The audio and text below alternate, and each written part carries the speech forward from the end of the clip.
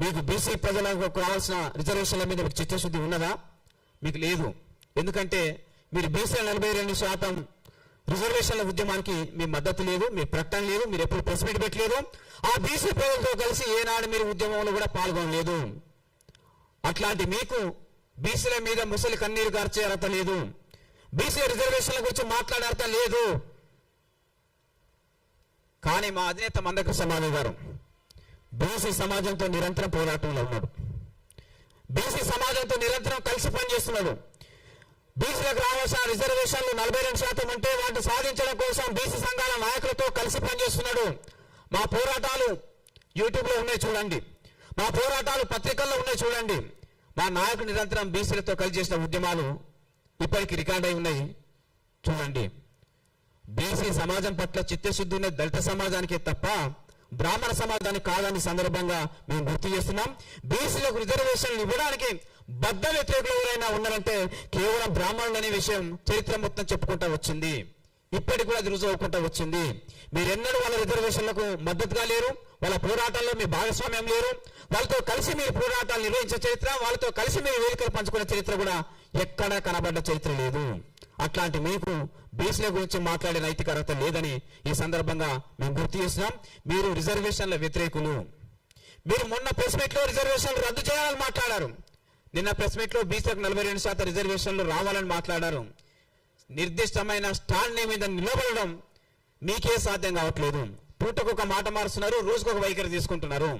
రిజర్వేషన్ల రద్దుకు అనుకూలమైతే అనుకూలమని డైరెక్ట్ మాట్లాడండి, వ్యతిరేకమైతే వ్యతిరేకమని డైరెక్ట్ మాట్లాడండి.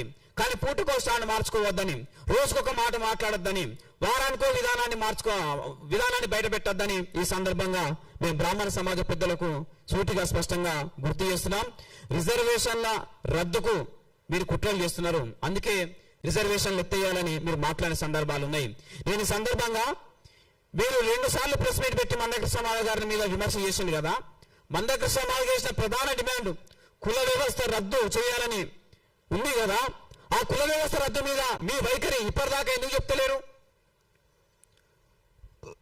కుల వ్యవస్థను రద్దు చేయాలని మందకృష్ణ మాధవ్ గారు డిమాండ్ చేస్తే ఆ డిమాండ్ను మీద మీరు ఎందుకు మౌనంగా ఉన్నారు? మీరు ఎందుకు నోరు మెలుపుతలేరు? దాని మీద మీ నిర్దిష్టమైన నిర్ణయం ఎందుకు ప్రకటిస్తలేరు? అంటే మీరు కుల వ్యవస్థ కొనసాగాలని కోరుకుంటున్నారు, రిజర్వేషన్లు రద్దు కావాలని కోరుకుంటున్నారు. మీకు కావాల్సింది ఏంటి? కుల వ్యవస్థ కొనసాగాలి, రిజర్వేషన్లు ఏమో రద్దు కావాలి. కుల వ్యవస్థ కొనసాగడం వల్ల మీరు ఆధిపత్యాలు ఉన్నారు కనుక, కుల వ్యవస్థలో ఉన్నత స్థానంలో ఉన్నారు కనుక మీ పెత్తనం, మీ ఆధిపత్యం శాశ్వత కాలం కొనసాగాలనే కుట్ర బుద్ధిలో భాగంగానే కుల వ్యవస్థ రద్దుకు మీరు అంగీకారం తెలుపలేరు. కానీ రిజర్వేషన్ రద్దు చేయాలని మీరు మాట్లాడుతున్నారు. రిజర్వేషన్ రద్దు చేయాలని ఎందుకు మాట్లాడుతున్నారు? బీసీ, ఎస్సీ, ఎస్టీ అనగానే కులాల ప్రజలందరూ రిజర్వేషన్ల ద్వారా చదువుకుంటే, ఉద్యోగాలు పొందితే, సామాజికంగా ఎదుగుతుంటే, ఆర్థికంగా ఎదుగుతుంటే, రాజకీయంగా ఎదుగుతుంటే వాళ్ళ ఎదుగుదలను మీరు జీర్ణించుకోలేక వాళ్ళందరూ మళ్ళీ పొందుతున్న గౌరవప్రదమైన స్థానం నుండి హీనమైన స్థాయికి దిగజారి కిందకు రావాలని, మళ్ళీ మీ చెట్టులో నలిగిపోవాలనే ఉద్దేశంతో మీరు రిజర్వేషన్లు రద్దు చేయాలని కోరుతున్నారు, కుల వ్యవస్థను కొనసాగించాలని కోరుకుంటున్నారు. కాబట్టి కుల వ్యవస్థ రద్దు మీద మీ అభిప్రాయం వ్యక్తపరచకుండా రిజర్వేషన్ల గురించి మీరు ఇంకా ఎప్పుడు మాట్లాడొద్దని చెప్పేసి నేను సందర్భంగా విజ్ఞప్తి చేస్తున్నాం. మీ కుల వ్యవస్థ వల్ల, బ్రాహ్మణ సమాజం వల్ల బ్రాహ్మణేతరులైన ప్రతి ఒక్కరూ ఈ దేశంలో బాధితులుగా నిలబడ్డారనే విషయం మరొకసారి గుర్తు చేస్తున్నాం.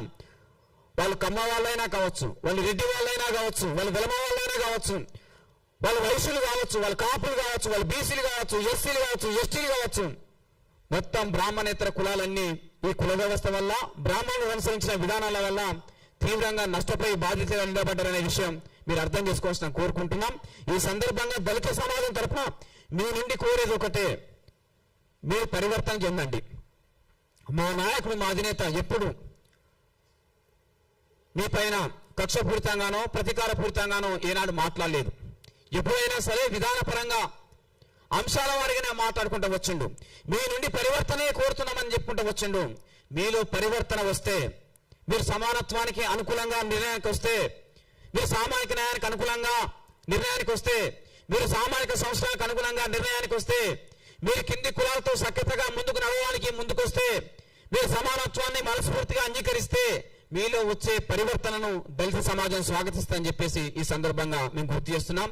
కానీ కుల సమానతలు పెరగాలి, కులపైన అంటరానితనం కొనసాగాలి, కుల జాడ్యం ఇంకా పెంచి పోషించాలి, సమానత్వం రావద్దు, మనుషుల మధ్య వైషమ్యాలు పెరగాలి, కులాల మధ్య వైషమ్యాలు పెరగాలని మీరు కోరుకుంటే మీ ఆలోచనలు సమాజం ఎట్టి పరిస్థితుల్లో హర్షించదు. సమాజంలో మీరే ఒంటరితరనే విషయం ఈ సందర్భంగా సూటిగా సూచిస్తూ ఇకనైనా మీలో పరివర్తన వస్తుందని చెప్పేసి మనస్ఫూర్తిగా మేము ఆశిస్తున్నాం. ఆ విధంగా భవిష్యత్తులో మీ నిర్ణయాలు తీసుకోవాలని చెప్పేసి ఈ సందర్భంగా మేము కోరుకుంటూ, ఇక చివరిగా వాళ్ళ స్థాయి తగ్గ మాటలు మాట్లాడతలేరు. బ్రాహ్మణులు తమకు తాము గురువుగా చెప్పుకుంటున్నారు, కానీ వాళ్ళు వాళ్ళ స్థాయి తగ్గ మాటలు మాట్లాడడం లేదు.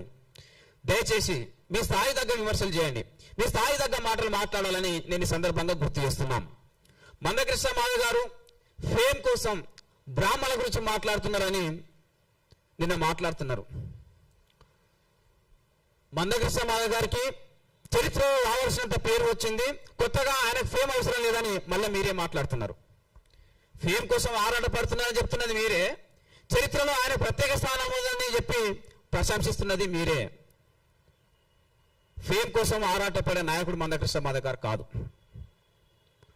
3 దశాబ్దాల ఉద్యమ చరిత్ర దాన్ని రుజువు చేస్తున్నది. ఎవరికి అన్యాయం జరిగినా, ఎవరు అణిచివేతకు గురైనా, ఎవరి ఆత్మగౌరవం దెబ్బతిన్నా వాళ్ళ పక్షాన ఈ తెలుగు నేల మీద బలమైన సామాజిక పోరాటాలు చేస్తున్న చరిత్ర ఎవరికైనా ఉన్నది అంటే అది కేవలం ఒక మందకృష్ణ మాధవ్ గారికి మాత్రమే ఉన్నదనే విషయం ఈ సందర్భంగా మేము గుర్తు చేస్తున్నాం. అందుకే